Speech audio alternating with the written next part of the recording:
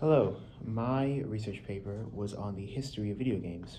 Usually you probably think that the first video game was Pong. It's not true. The first video game was technically created in 1950. It was a big machine called Bertie the Brain. It was a large box computer that played tic-tac-toe with one person. It was displayed in the Canadian National Exhibit, and how it would work is a person would go up to the machine, input a move for tic-tac-toe, and Bertie the Brain would almost instantly respond. It was actually really difficult to beat. It even had a bunch of difficulty settings.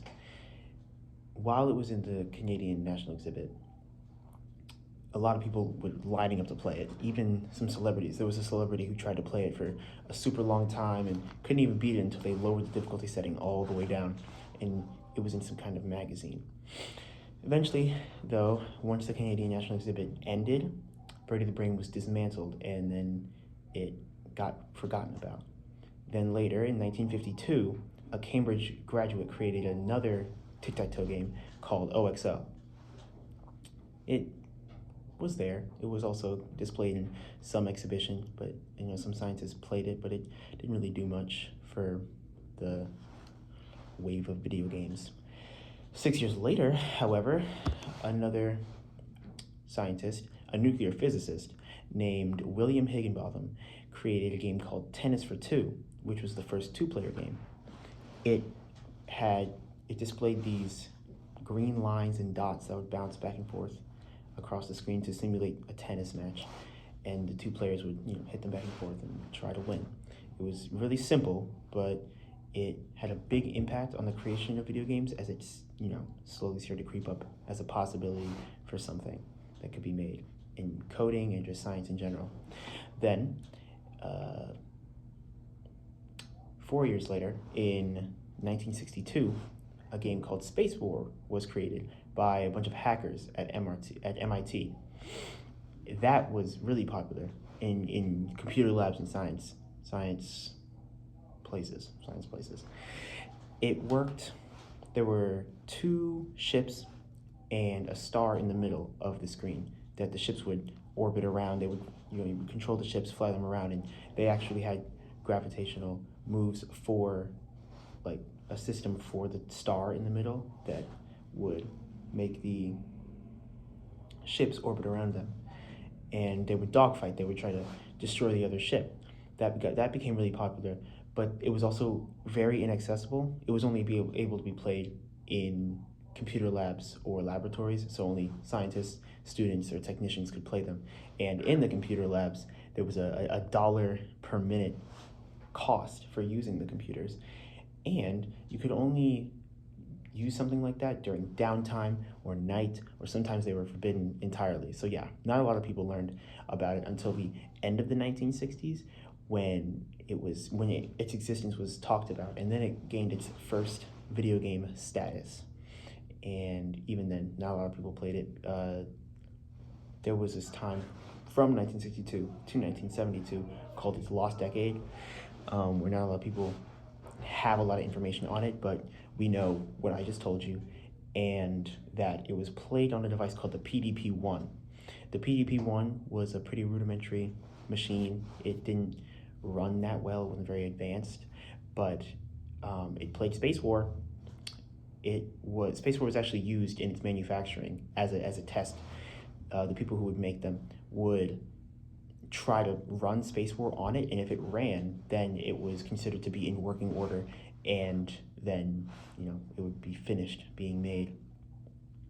Only 55 of them were actually created, and not even all of them were sold. So it didn't take off as some great new technology. Space War was still played in MIT at open houses, or the colleges like Harvard and Cambridge, places like that. Then, also during that time, during the Lost Decade, in 1967, a prototype of a home console was created by Ralph Baer. It was called the Brown Box, and it was able to display games on a screen like Space War, simple games, or things like that. It wasn't commercially sold or anything like that, but that prototype gave way to the actual first commercially sold home console called the Magnavox Odyssey. This thing was pretty good as the first home console. It ran ball and paddle games like Tennis for Two or Pong, think those kinds of games. But Pong didn't exist yet, and Tennis for Two wasn't a commercially sold title or anything like that. So just ball and paddle games. The Magnavox Odyssey came with these things called plastic screen overlays, where people who had them, who would buy a Magnavox Odyssey, they would also have to take these overlays that came in the box. They would pick them up and tape them to the screen. They were overlays of backgrounds like tennis courts, baseball fields, haunted houses, whatever the game was supposed to be. And they would tape them to the screen, and then the Magnavox Odyssey, their controllers, would beam small points onto the screen so that the players could move them. So of course it was very, very, very simple, but the idea of home gaming became a thing. So the Magnavox Odyssey was still really, really important. That was created in 1972. At the same year, a company called Atari created Pong. They made Pong. Atari had tried to make another game called Computer Space. That flopped badly. Didn't do well. But Pong was made. Atari sold it in some kind of bar, or it was a roller skating rink first. It was at an old roller skating rink. It was made then and played there, and then it was sold to be played in a bar, and it got super duper popular then, during that year. And in 1977, Atari created the Atari 2600. It was their first console. They had a console of their own. Their sales were, a lot better than the Magnavox Odyssey, but the Magnavox Odyssey stopped being sold after like 5 years, and the Atari 2600 was made and sold for a long time. So comparatively, of course, it would have more sales, but it was still a lot more popular. Other companies tried to make home consoles. Mattel tried to make this thing called the Intellivision. A company called Coleco made this thing called the Telstar, very similar titles for some reason. And while that was happening, Pong became more popular and was eventually made as an arcade game, like in that pub. And then that's kind of when electronic arcade games started becoming popular around 1980. A lot of games started coming out. Space Invaders was created in 1978, but it was only sold in the US as a arcade machine in 1980. Taito is the Japanese company that made it. Pac-Man was also made in 1980. Very, of course, super duper popular. Everyone knows Pac-Man. It introduced the maze chase genre, a different genre of games with the maze chase. And then in 1981, Donkey Kong was made, and that introduced the game genre of the platformer. And also, it had Mario, but Mario was just titled Jumpman at the time. Then the company Konami created a game called Scramble, which was the first shooter. It was a side-scroller shooting game, which became super popular after that came out. That genre became super popular, the side-scrolling shooter. And arcades were crazy. Lots of people were playing games at home, in arcades, until 1983. There was a big thing called the video game crash. There was an E.T. game that tried to be sold, but retailers didn't like it that much. It flopped extremely bad, and I don't know why that set things off, but retailers as a whole started losing faith in video games as a concept. So a lot of games started falling off. A bunch of them ended up piling up in clearance aisles, things like that. The E.T. game was buried in a New Mexico landfill. It was bad. A lot of people, video games never become popular. Europe and Japan were actually thriving during that time. It was mostly a US kind of crash.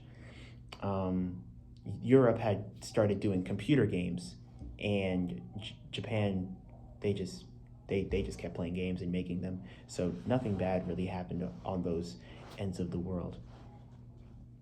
Nintendo had a console of their own called the Famicom. They updated it before they shipped it out to the US. That updated version of the Famicom was called the Nintendo Entertainment System, or the NES, as you might know its name to be. That game console became super popular, and games that were on it, like Super Mario Brothers, made in 1985, and The Legend of Zelda, made in 1986, became staples. Everyone loved those games, everyone knew those games. You had to have the NES. The NES was eventually sold to Europe around 1986 to 1987.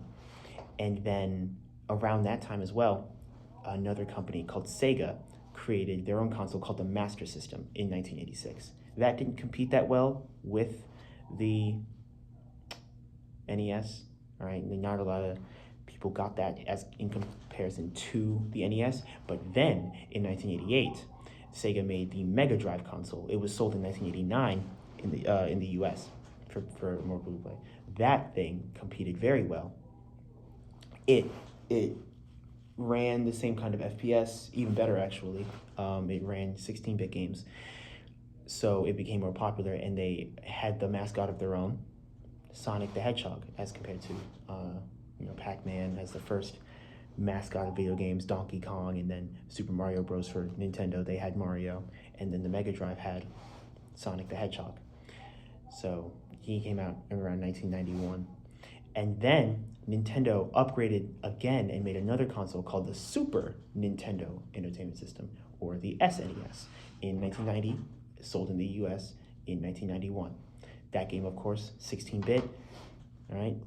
They kept trying to one-up each other, or at least get on equal footing. So that was a lot of competition then. Those 16-bit games, eventually, there was a game, Mortal Kombat, in 1992 was created. That game sparked a lot of controversy because of its brutality and its maturity level, and the game caught a lot of flack. Eventually, it led to Congress having to add a system for video games, a rating system, so that people would know what they were getting into before buying a game, so that parents wouldn't give kids games where people were lopping off heads and stuff like that. Eventually, games got more and more advanced. 3D games started to become a thing with 64-bit games like Mario 64, things like that. That was around 1994 and 1996. And FPS games, first-person shooter games, started becoming a thing. Things like Doom, took the world by storm. Super duper popular as well. And then from there, it just kept growing. Computer games started becoming a thing, and with computer games, they becoming a thing in the US. And with that came the invention of online multiplayer, which just made everything even more popular. Games just started being made and played way more often from home. Then in the 2000s and up, video games are now one of the most popular things ever. It's a medium compared to books and movies and TV shows. Sometimes there are adaptations of all of those. There are video games that make adaptations of movies, and movies that make adaptations of video games, books that do the same. Story games are created by video games, so there are stories comparable to TV shows and movies that are more popular than some and as popular as others. And yeah, video games are now a super huge thing. That's right there. That's the history of video games as spoken in my research paper. Obviously, a lot more condensed to be in at least 8 minutes, now a 15-minute video. Sorry about that. But yeah, that's my presentation. Thank you.